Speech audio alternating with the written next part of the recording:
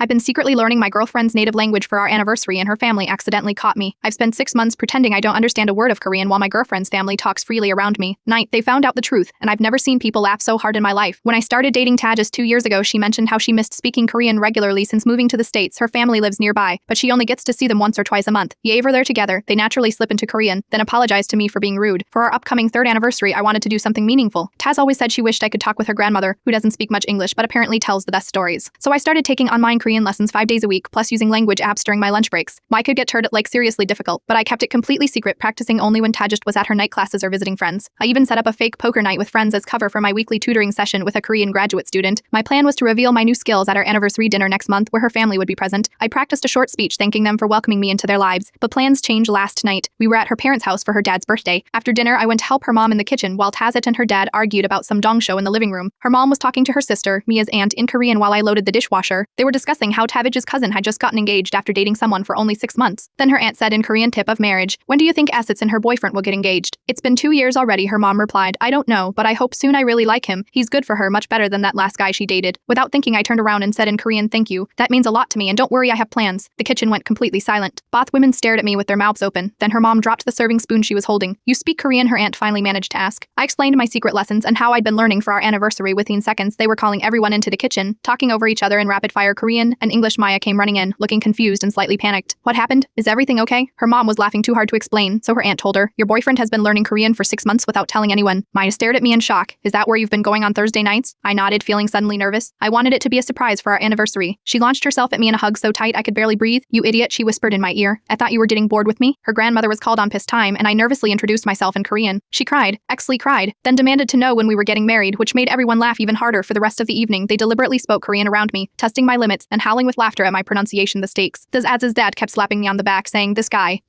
In between fits of laughter as we drove home, Tazish held my hand tightly. "You know what this means, right?" she asked. "Now they're actually going to tell you all the embarrassing stories about me, and I can't pretend to mistranslate anymore."